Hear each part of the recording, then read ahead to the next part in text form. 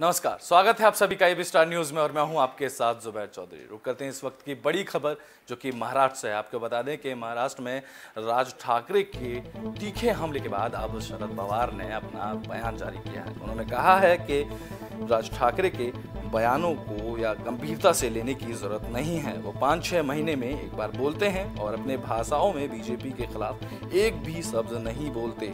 आपको बता दें कि महाराष्ट्र में फिलहाल सियासी युद्ध चल रहा है। बड़ी खबर आपको बता दें कि यहाँ महाविकास आघाड़ी के नेता तो दूसरी तरफ बीजेपी और राज ठाकरे हैं। सोमवार को राज ठाकरे ने शरद पवार पर भरी सभा में गंभीर आरोप लगाए थे।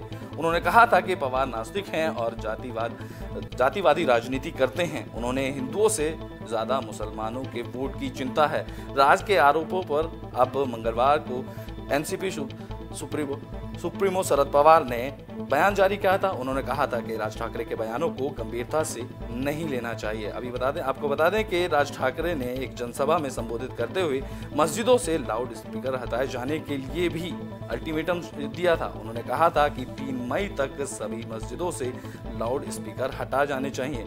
इसको लेकर शरद पवार ने स्पष्ट कर दिया कि कांग्रेस में अब ऐसा नहीं होगा। एनसीपी प्रमुख शरद पवार ने कहा कि राज्य सरकार में जो राज ठाकरे की चेतावनी के संबंध से गंभीरता से विचार करना चाहिए। महंगाई और बेरोजगारी पर बोलने का समय है, लेकिन इन पर कोई नहीं बोलता। इसी के साथ ही शरद पवार ने कहा कि कांग्रेस में अब तीसरा मोर्चा मुमकिन नहीं है। शरद पवार ने कांग्रेस के बिना तीसरे मोर्चे को मुमकिन नहीं बताया। मतलब बड़ी खबर आपको बता दें कि तीसरे मोर्चे को लेकर शरद पवार ने बयान दिया है। उन्होंने कहा है, शरद पवार ने फिर स्पष्ट किया है कि कांग्रेस के बिना तीसरा मोर्चा मुमकिन नहीं है। दरअसल देश में तीसरा मोर्चा बनाए जाने की क़यादत शुरू है। पश्चिम बंगाल विधानसभा चुनाव के बाद ममता बनर्जी ने दिल्ली और मुंबई का दौरा किया था और नेताओं से मुलाकात कर तीसरा मोर्चा खड़ा करने की कोशिश की थी। इसके बाद तेलंगाना के मुख्यमंत्री केसीआर ने भाजपा विरोधी दलों को एकजुट करने का प्रयास किया। इसी संबंध में उन्होंने महाराष्ट्र के मुख्यमंत्री उद्धव ठाकरे से मुलाकात की थी। लेकिन राजनीति के पितामह कहे जाने वाले शरद पवार का मानना है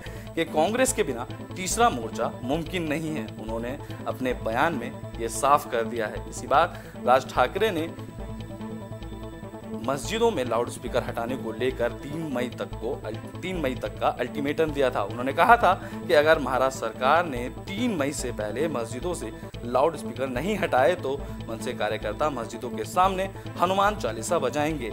इसी कड़ी में 10 तारीख को मनसे कार्यकर्ताओं ने उद्धव ठाकरे के कार्यालय पर जाकर हनुमान चालीसा का पाठ भी पढ़ा था, जिसको लेकर उन्होंने पलटवार भी किया था। आपको बता दें, इसी बात को लेकर अब शरद पवार के बयान भी सामने आए। उन्होंने कहा कि राज ठाकरे के बयानों को गंभीरता से नहीं लेना चाहिए। राज्य में शांति व्यवस्था भंग करने की कोशिश की जा रही है। उन्होंने राज्य सरकार या एसटी कर्मचारियों पर कोई टिप्पणी नहीं की, लेकिन उन्होंने सिर्फ मुझे टारगेट किया। आपको बता दें कि राज ठाकरे ने उन्हें नास्तिक कहा था और जातिवादी राजनीति करते का बताया था। उन्होंने कहा था कि शरद पवार जातिवादी राजनीति करते हैं। इसको लेकर अब उन्होंने बयान जारी किया। उन्होंने फिर अपने बयान में कहा कि सरकार ने कहा है कि मैं पार्लियामेंट का सदस्य हूं। महाराष्ट्र के राज्यपाल अगर हमारी बात को नहीं सुन रहे हैं तो क्या मैं प्रधानमंत्री से नहीं मिल सकता?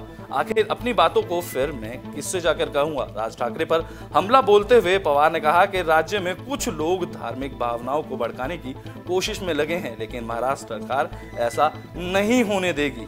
शरद पवार पर हमला बोलते हुए राज ठाकरे ने कहा था कि अगर शिवाजी का नाम लिया तो मुसलमानों के वोट नहीं मिलेंगे, ऐसा डर उनको लगता है।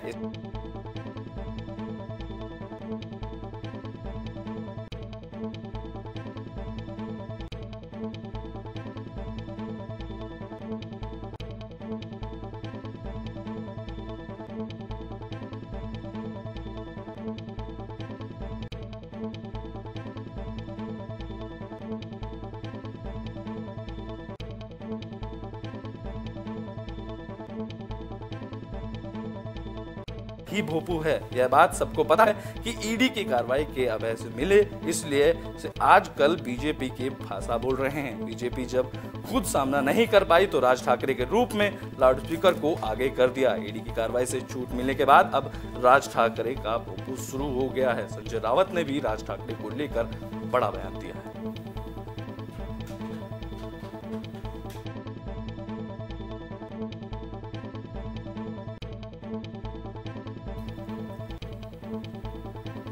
बड़ी खबर में अभी के लिए बस इतना ही। देश और दुनिया की तमाम खबरों के लिए देखते रहें एबी स्टार न्यूज़।